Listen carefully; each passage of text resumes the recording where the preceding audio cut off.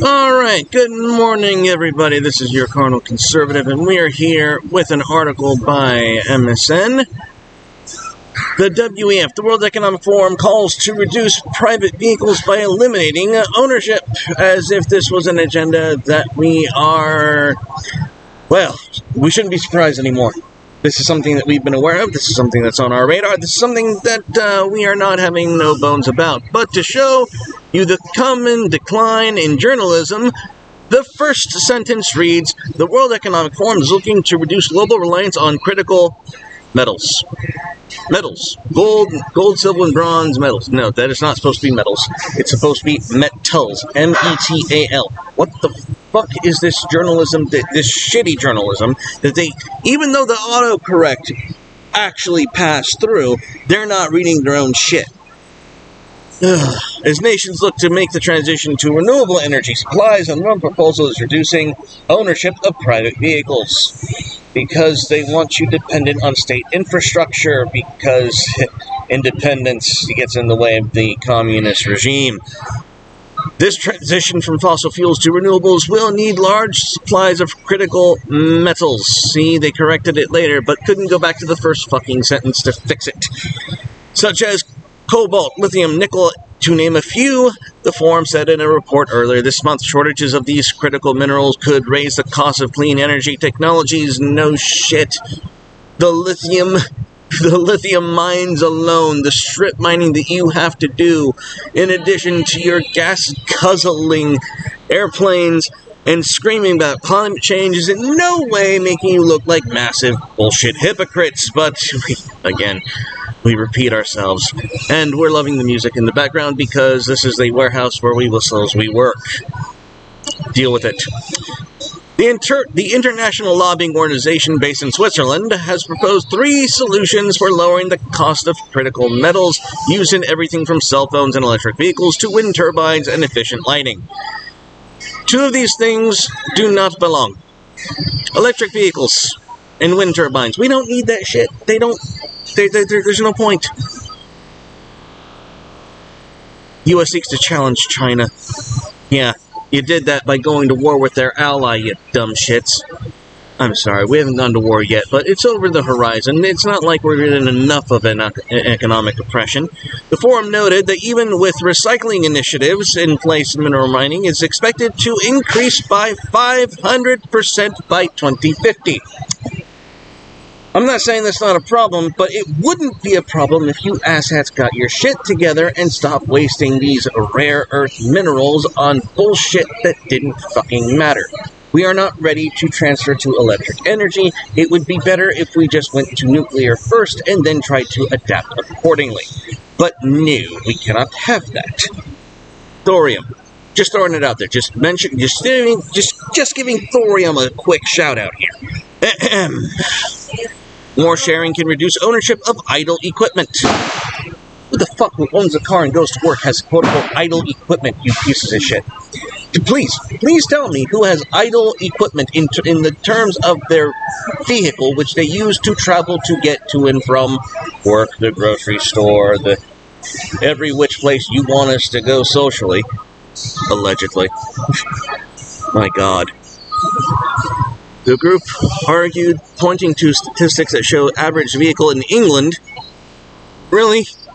We're going to use the Brits as a standard of the need. They live on an island. An island. They live on a rock floating in the sea. You have other nations that are developed that need vehicles, and you assholes are a global institution. Globalism is a curse. It's a curse.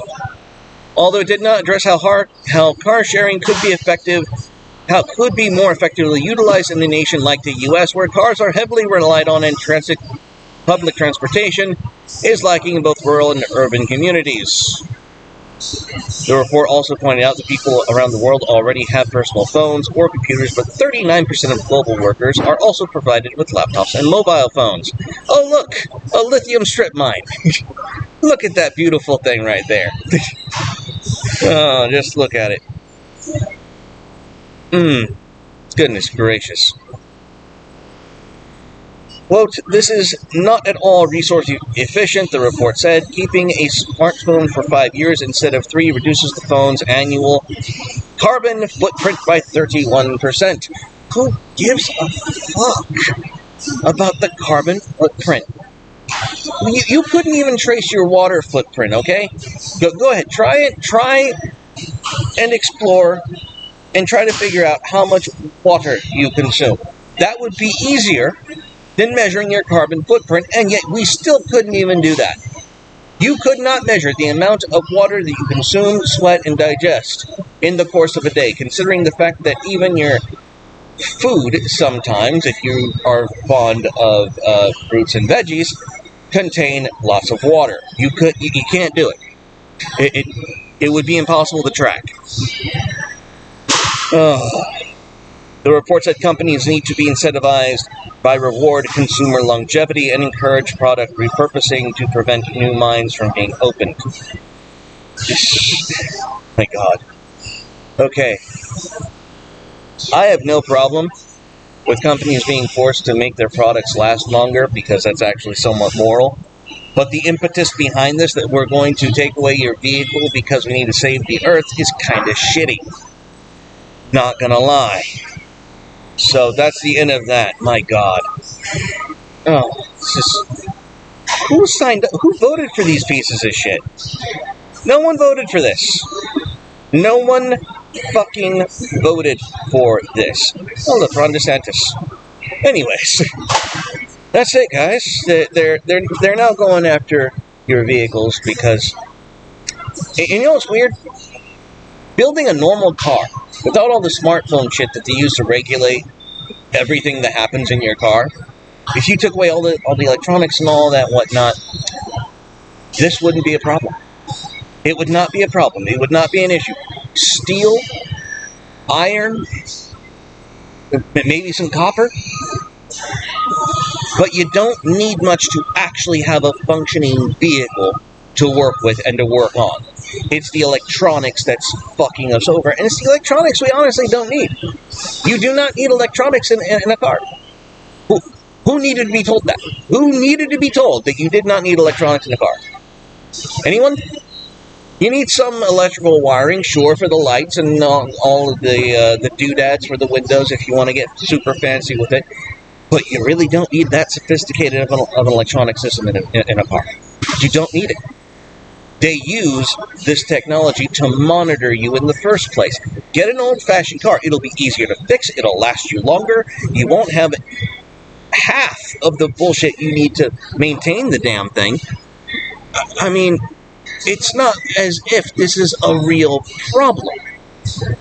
But they want to use it as precedents to control you and tell you to stay in the city rather than being based, being independent, and being able to maintain your own existence. And that's what it's all about. It's always been about control, and it's always about cleaning a mess they fucking made in the first place. That's it, everyone. Stay carnal and God bless. Bye-bye.